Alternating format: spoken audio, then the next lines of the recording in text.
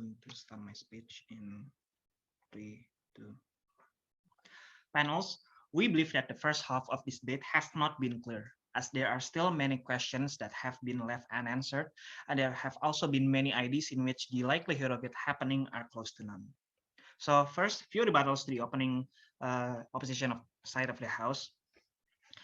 If opening opposition stated that criminal justice system or CJS are already justified and CJS is not to ruin people but to create a functional society, then they cannot say that the financial agency would still have human errors or technical errors, because if CGS is reliable, such things would not happen. But if such things do happen, then it just means that CGS would not be reliable and are not justified. So it is something that is very wrong from the opposition side of the House. And then second, opening opposition stated that impoverishing these corruptors would just mean that we are giving more job to the government, as they now have to take care of those people.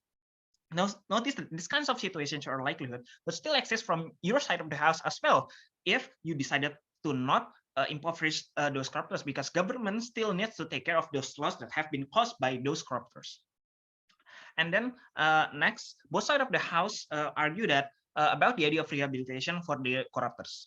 We believe that both sides of the House have gotten it wrong, because we believe that the existence of rehab itself, or the idea of rehab itself, is still important only if the corruptors will still impoverish or pay what they have cost. Which move on to our mechanism, which is first, rehabilitation still exists in our side of the House. We believe that by giving them rehab is still something that is justified, because rehabilitations are for people who are troublesome. It's for people who are emotionally and mentally not well. Hence, they do things that is harmful for themselves. And in this context, for corruptors, they are harming themselves, as they are now ruining their own personal image.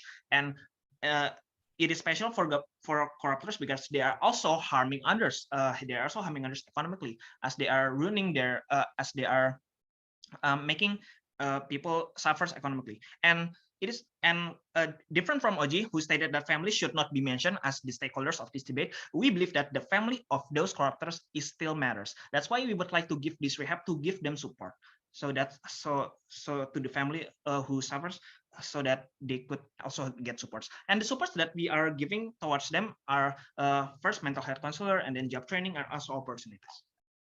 And then our second mechanism, impoverishing, means taking back the amount of money that they have taken plus an additional fines. Now, why do we add these kinds of additional fines? Because the amounts of corruption is something that is rather hard to be tracked. So by having these additional fines, it would pay all kinds of loss that has been untrackable by the CS itself. And then moving on to our argument, first, we believe that regular crime, or crime that involve physical attack to the society, such as murder, rape, sexual assault, and etc., and corruptions are two completely different things, in which in the opening debate from the government side and the opposition side have not stated clearly.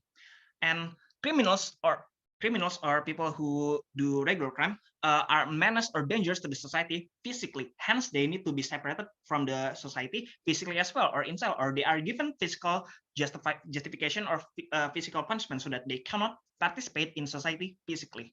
And different from corruptors are also, of course, dangerous. We cannot neglect that, but not in a physical way. They are dangerous because they have done some economic crime, so they are economically dangerous. Hence, they could still take part in society physically. The problems are they have caused massive harm in economy. So no matter how long they are put to jail, the harm that they have caused will never be paid out unless they do something about it, unless the justification is related to economic. So the only justification that would make the most sense would be to give them economic justification or economic punishment, which in this context is impoverishing them, so that economically they cannot participate to the society, as they have harmed the society economically. And then our second argument, we believe that numbers of cases of corruptors redoing corruptions acts is still rising nowadays. With the justice systems in the status quo, where rehab and jail punishment exist, corruptors are able to bail out the money that they have put somewhere. Once they are out, it will only educate them on their failure in corrupting and do better corruption the next time, which is very harmful. In the opposition side of the House, this is what could possibly and already happens a lot. Corruptors doing corruption again after they went out from jails. The fact that their rehabilitation way is not working is proven. Other solution is very much needed for these issues.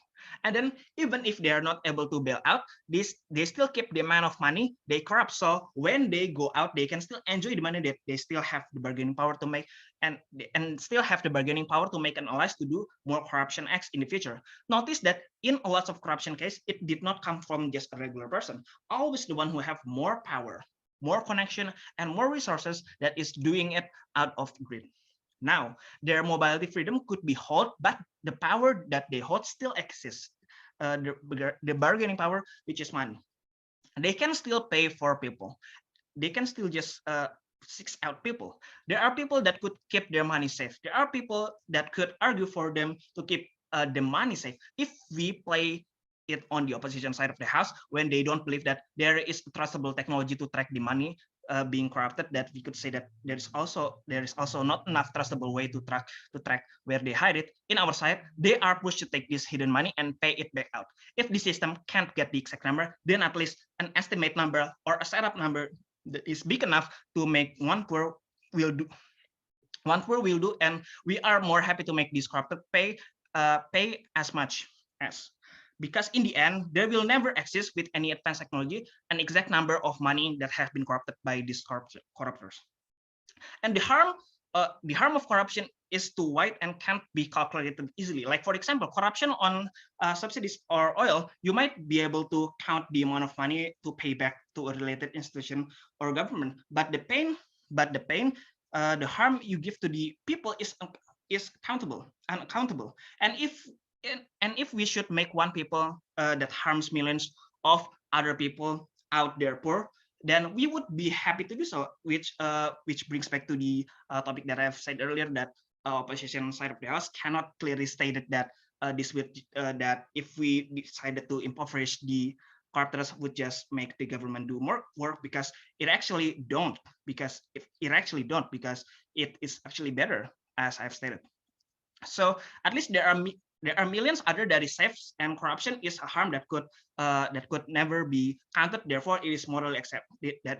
Therefore, it is morally accepted. More with the fact that impoverishing them will take away their bargaining power. So that's why from our side of the house, we are proud to propose.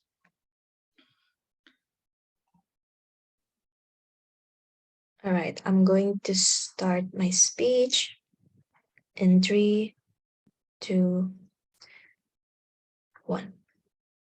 In my speech, I'm going to provide you with 3 things. First, I'm going to give a response to the opposition bench. Second, I'm going to give extent of arguments from my first speaker. And the third is that I'm going to give you the comparison of our team with another team, which is the opening bench. Moving on to my first contribution, which is the response that I'm going to give to the opposition bench. If they are worried about the family of the corruptor did not deserve the punishment because they are innocent, we as the closing government would say that it is all right. First, because in the end, we provide these corruptors with the job training, job opportunities, and mental health counselor to still provide them with ability to provide for their family. Second, there are a lot of facility to help family in need in the status quo, to provide help such as BPJS for health insurance, Posyandu and Puskesmas that provide accessible health qualities, health taking care, let's say. Or there are a lot of scholarship that could provide for school, and more with our mechanism that is also provide rehab for the family with their consent and paying attention if they actually need and want it.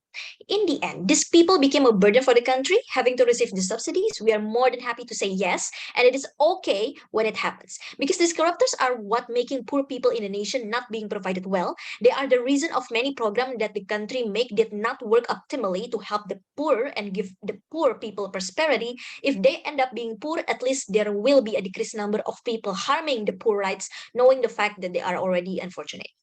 Now, moving on to my second contribution, which is the extent of argument from my first speaker, I'm going to talk about the incapability of current criminal justice system to build a punishing environment. Now, the current situation, there are a lot of politics in the jail punishment. Some corruptors has the best facilities that will not look like they are being kept in the jail, that has a fancy facilities like hot water, TV, best quality of bed, internet, 24/7 calls. That is not a punishment. That looks more like renting an apartment. And even more, you don't have to work during the time. They use the money that they take from others to facilitate themselves in jail. This won't create any punishment effect. It is because the money still exists and can be used In the opposition side of the House, they are ignoring this fact. And this is very crucial because they are worrying about the corruptor being outed in a really miserable, punishing place. The fact is that they are not. In our side of the House, we prevent this thing to happen. We take away their bargaining power because it is the only thing that could give them a punishing effect, since while being mobility punished they can provide themselves with a more than comfortable environment. In our side of the House, we provide them rehab to fix their greedy roots, but we also let them pay the horrendous, uncountable amount of harm that they create, which is taking their bargaining power in terms of money. They will think twice to do crime because they are already having a hard time to survive. And even if they became a pickpocket or doing petty crime, like what the opposition bench has told you, we think it's better because at the very least, the harm they are causing is so much smaller. When they are corruptors with many power and connection, as we all know that the act of corruption is never between only one person to an institution. It is always an act that has been done by a group of people to make it succeeded. And as a corruptor, they can pass the stick and let their allies to continue the corruption act while they're being in jail. But when they are an individual pickpocket, they don't. We think it is more than enough to hold the harm. Now, the next layer is that from the current status quo, what we acknowledge is that the CGS could still be biased toward this corruptor who have been given the charges, like, as I've said before, where they would have better facilities in comparison to regular inmates. This kind of action could be the result from those biased CGS who perhaps have connection with those corruptors. So it's unjustified if they are being punished and still have a power there, because justification are given to them so that they could be equal to all.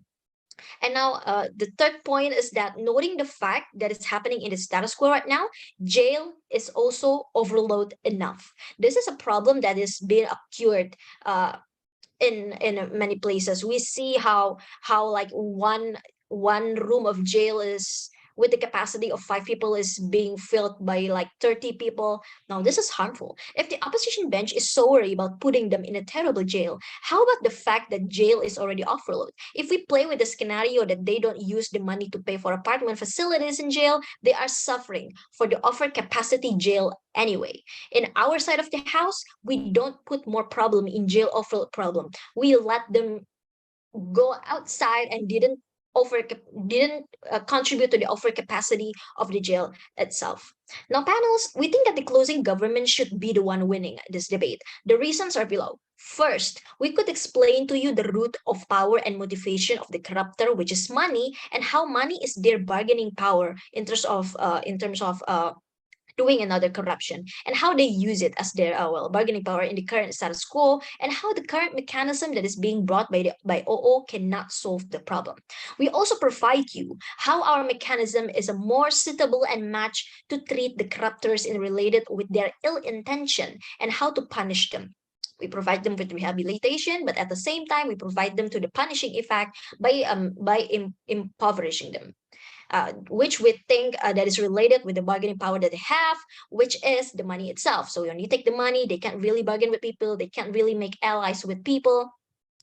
Because when in terms of in corruption, when you want to make allies, of course you need to have the power, and since you don't have the money anymore, people would probably not want to work with you anyway, because, well, who knows if it works or not, and if you can actually make them sure that you are strong enough in terms of providing them just in case the corruption act goes bad. Now, we could explain to you as why impoverishing this corruptor is justified by comparing the harm that they create to the society better than OG, since they are only focusing on how it's creating a punishing effect rather than provide you justification on the amount of harm given. We provide you with a more comprehensive mechanism that is more complete than OG and preventing the harm that OO is worrying about. On that being said, we are proud to propose.